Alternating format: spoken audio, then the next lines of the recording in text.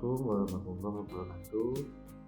Kali ini saya akan memaparkan tentang bagaimana cara membuat kutipan karya ilmiah baik skripsi, tesis maupun disertasi dengan model footnote dan endnote. Nanti di dalamnya kita akan mempelajari bagaimana membuat footnote yang berasal dari buku, artikel, terjemahan, surat kabar atau internet, ensiklopedia, skripsi, tesis, dan disertasi, kemudian dari ayat Al-Quran, kebijakan pemerintah, dan footnote wawancara, observasi, dan dokumentasi. Selain model footnote, kita juga akan mempelajari tentang kutipan model endnote yang berasal dari atau yang berjenis dengan satu penulis, dua penulis, atau penulisan endnote yang berasal dari kutipan di dalam kutipan. Kemudian nanti di akhir kita akan mempelajari tentang bagaimana cara membuat atau menulis kutipan langsung dan kutipan tidak langsung. Seluruh pedoman ini saya ambil dari buku pedoman karya tulis ilmiah tahun 2020 yang notabene artinya akan berbeda dengan tahun-tahun sebelumnya. Pengutipan model footnote yang berasal dari buku, cara penulisannya yaitu nama ditulis biasa tanpa gelar dan tanpa akhiran halaman atau HLM. Kemudian contohnya seperti ini, misalnya Ali Asrof. Nama ini dalam footnote tidak dibalik. Jadi kesalahan yang sering terjadi adalah nama dalam footnote ini dibalik. Kemudian juga banyak kesalahan penulisan gelar pada footnote, itu mohon dihindari. Nah, nama yang dibalik itu nanti ditulis pada daftar pustaka. Maka footnote-nya seperti ini, nanti di dalam daftar pustaka tulis Asrof, Ali. Kemudian judul itu ditulis miring dalam kurung Jakarta, tempat terbit, kemudian penerbit, tahun, tutup kurung, lalu halaman. Ini tanpa diawali atau diberi tanda hal atau HLM. Kemudian jika dua kutipan yang sama,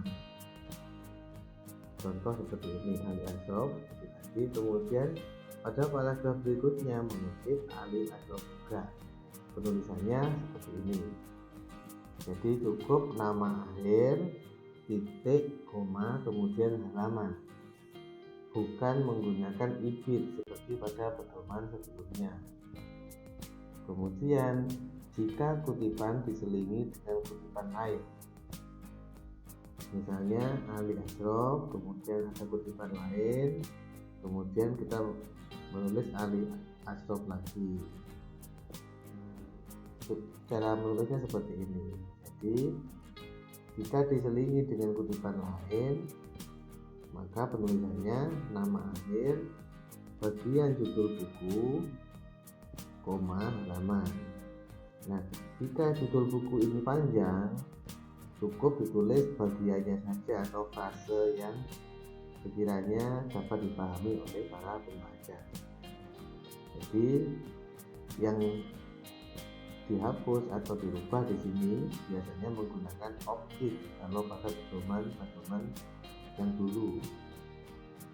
Yang ini biasanya menggunakan ibid, sekarang beda. Kemudian footnote yang bersumber dari artikel atau jurnal. Cara penulisannya seperti ini. Ini saya ambil contoh dari jurnal atau artikel punya saya yang sudah diterbitkan oleh Nuansa, jurnal yang diterbitkan di IAIN Madura. Cara penulisannya nama lengkap tanpa gelar, kemudian koma, kemudian judul artikelnya tidak miring tapi diberi tanda kutip. Kemudian ditulis nama jurnalnya. Nama jurnal ini ditulis miring, kemudian dalam kurung vol berapa, nomor, kemudian tahun, kemudian koma, halaman. Ini cara menulis footnote berupa artikel jurnal. Ditambah lagi di sini boleh website jurnal atau DOI. Nah, biasanya ada, itu tinggal di copy paste di sini. Kemudian jika artikel itu dimuat dalam buku atau buku antologi kumpulan-kumpulan artikel, cara menulisnya seperti ini. Jadi nama penulis artikel itu, nama ini adalah nama yang ada di dalam buku. Biasanya ada sebuah judul, kemudian oleh siapa. Ini nama yang ada di dalam buku atau di dalam artikel itu. Kemudian judul artikelnya diberi tanda kutip, koma, dalam, ini judul bukunya. Kalau ini judul artikel yang ada di dalam buku itu tidak miring. Kemudian dalam, ini judul bukunya ditulis miring. Kemudian ditambah kode ED, ini editor yang menulis atau mengumpulkan artikel-artikel itu dalam satu buku, itu disebut editor. Kemudian penerbitnya, tahun dan halaman. Kemudian dari sumber terjemahan, cara menulisnya ditambah singkatan terjemahan seperti ini. Contohnya seperti ini, nama penulis, kemudian buku yang sudah diterjemahkan itu apa, karena bagaimanapun kita tidak memiliki atau melihat buku aslinya, maka kita tulis buku yang sudah diterjemahkan, misalnya Islam di Hindia Belanda. Kemudian koma, tambahi terjemah. Yang menerjemahkan siapa, ini nama penerjemahnya, baru diterbitkan dengan penerbit yang sudah diterjemahkan itu, yaitu penerbit, tahun, dan halaman. Kemudian jika buku ditulis, diedit atau diterjemahkan lebih dari 3 orang atau banyak sebuah kelompok, itu ditulis tambahi et al, bukan DKK. Bagaimana pada pedoman yang sudah lalu itu DKK dan tidak di et al. Contohnya seperti ini. Ini misalnya Fathur Rahman, sebuah artikel di dalam sebuah buku itu ada sebuah artikel dalam buku ini, kemudian judul bukunya vol 2. Nah, editor ini kumpulan atau gabungan beberapa orang.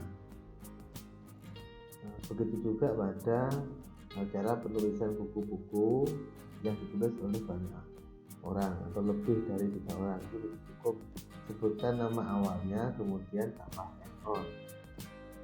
Kemudian ini penerbit, tahun, dan halaman.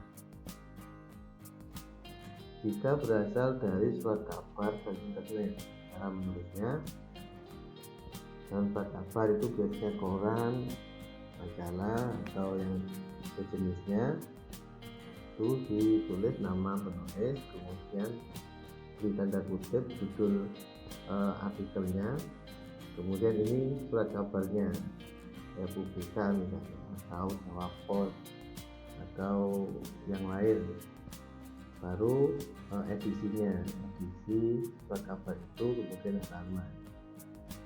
Jika dari artikel atau hasil penelitian di internet, cara menulisnya seperti ini, nama penulis, judul artikelnya yang sudah dipublish di internet itu atau website, baru websitenya. Website ini sebaiknya jangan ditulis hanya website utama saja atau potongan, tapi lebih baik kalian copy paste yang ada di URL itu langsung dipindah di sini sampai akhir URL itu, supaya pembaca itu bisa melacak langsung pada sumbernya. Kemudian ini di dalam kurung ini adalah tanggal akses kita, seperti itu. Nah, dalam merujuk sumber-sumber di internet, saya sarankan jangan merujuk blog atau forum pribadi, lebih baik itu website yang sudah resmi. Website resmi itu ciri-cirinya diawali atau website resmi itu ciri-cirinya misalnya dilihat dari akhir domainnya, misalnya .go.id itu berarti website resmi pemerintah. Ketika .org seperti ini itu website organisasi. Misalnya .ac.id itu website perguruan tinggi, kemudian sth.id dan seterusnya itu website sekolah. Nah, hindari website-website yang sifatnya berupa blog pribadi, WordPress, Blogspot. Boleh seperti itu jika itu hanya sebagai pengantar untuk menuju sumber yang utama atau yang primer. Kemudian dari ensiklopedia, cara menulisnya ini seperti ini: nama penulis, kemudian kata apa yang kita kutip di situ, misalnya makna kufur, kemudian kita cantumkan di sini kata kufur. Kemudian dalam ensiklopedia, judul ensiklopedianya, vol berapa atau jilid berapa, kemudian editornya,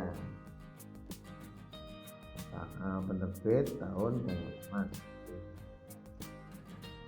Kemudian sumber dari skripsi, tesis, atau disertasi. Contohnya seperti ini. Ini saya ambil dari tesis saya yang sudah selesai atau diuji pada tahun 2011. Nama penulis, kemudian diberi kutipan judul karya ilmiah itu, ini dalam kurung berupa apa ini? Ini bisa skripsi, tesis maupun disertasi. Kemudian tempat tesis atau karya ilmiah itu diisi, tahun, halaman. Misalnya karya ilmiah ini sudah diupload dalam jilid atau imprint atau depository, maka di belakang ini ditambah dengan alamat website yang sebagai rujukan utama karya tulis itu. Kemudian jika kutipan itu identitas sumbernya tidak jelas, biasanya karena tempat terbitnya tidak ada, dalam kurung t.pp, kemudian titik 2 penerbitnya, misalnya penerbit A, tetapi tempatnya tidak jelas, atau nama penerbitnya, misalnya Jakarta titik 2, karena nama penerbitnya tidak jelas, kita ditulis t.p. Atau tahun terbitnya tidak jelas. Seringkali buku-buku lama itu tidak ada atau tidak mencantumkan tahun terbit, maka pada bagian tahun terbit ditulisi t.t tanpa tahun terbit. Kemudian jika salah satu unsur masih dilakukan ini, misalnya halamannya tidak jelas, kemudian judulnya atau bagian judulnya ada yang tidak jelas, maka tambah tanda tanya di bagian itu. Nah, kalau bersumber dari ayat Al-Quran, itu cara bentuknya di atas itu ada ayat terjemahan, kemudian dalam kurung surat apa, kemudian fotonya seperti ini: Kementerian Agama RI, judulnya Al-Quran dan terjemahannya, kemudian tempat, penerbit, tahun, dan halaman. Ini sebaiknya gunakan yang terbaru. Memang pada pedoman sebelumnya itu tidak seperti ini. Butuhnya cukup Al-Quran (2), surat keberapa, kemudian ayat berapa. Jadi pada pedoman yang terbaru seperti ini disesuaikan dengan masing-masing perguruan tinggi, dan setiap tahun itu juga ada revisi dan perbaikan. Kemudian jika itu kutipan dari kebijakan pemerintah, misalnya undang-undang, cara menulisnya seperti ini: Sekretariat Negara RI, Undang-Undang Nomor 20 Tahun 2003 tentang Sistem Pendidikan Nasional. Lebih baik juga diakhiri dengan pasal berapa yang kita kutip. Kemudian jika dari hasil wawancara, observasi maupun dokumentasi, cara menulisnya ini dari hasil wawancara. Nama informan tanpa diawali dengan bapak atau gelar atau apapun yang menyandang pada nama itu. Wawancara, tempat wawancara ini boleh dilengkapi misalnya di SMP 1 misalnya, atau yang lain. Kemudian waktu wawancara. Nah, untuk detail setiap informan ini tidak perlu dijelaskan dalam footnote, tapi nanti dijelaskan pada lampiran informan. Itu ada penjelasan masing-masing informan, karena di setiap footnote itu hanya nama saja. Kalau observasi cukup ditulis observasi di mana tempat observasinya, kemudian waktu observasi berlangsung. Misalnya observasi itu tidak berjalan 1 hari, boleh ditambahi misalnya 1 minggu, tanggal sekian sampai sekian, 2019 misalnya seperti itu. Kemudian jika hasil dari dokumentasi, maka fotonya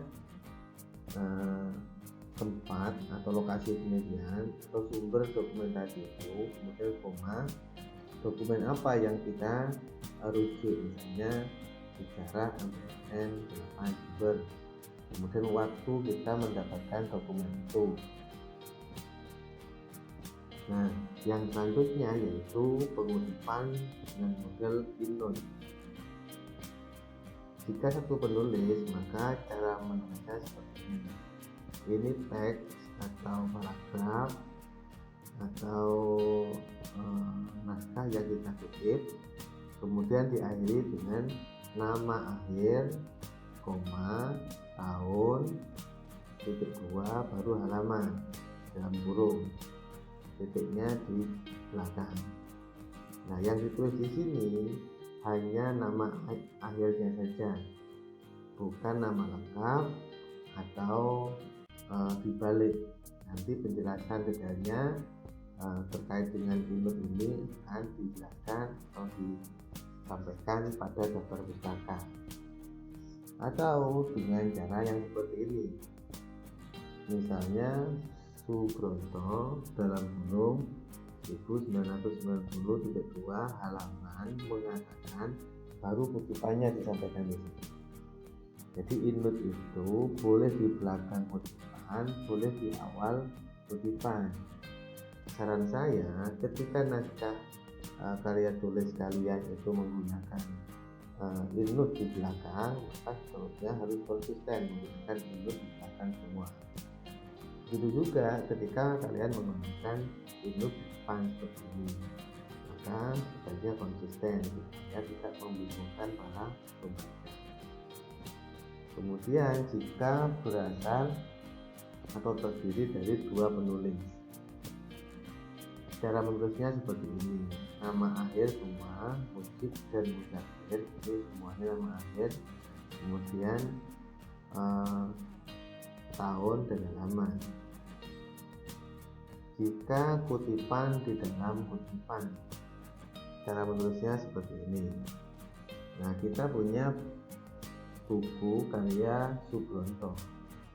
Nah, di dalam buku Sugronto itu ada kutipan Abdullah.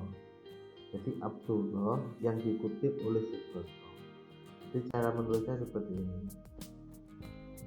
Bukan langsung Sugronto, karena itu ungkapan atau kutipan dari Abdullah. Abdullah dalam Sugiarto tahun halaman mengatakan, atau dengan narasi sebagaimana diungkapkan oleh Abdullah yang dikutip oleh Sugiarto. Ini seperti itu. Semua nama cukup dicantumkan nama akhirnya saja. Kemudian yang terakhir yaitu bagaimana cara penulisan kutipan langsung dan kutipan tidak langsung.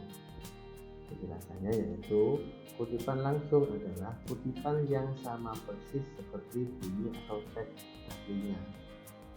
Nah, kutipan langsung itu biasanya berasal dari Al-Quran, ayat, undang-undang, kemudian definisi itu tidak boleh kita parafrase, karena itu kutipan langsung yang jika diparafrase maka akan merubah makna atau substansi dari teks tersebut.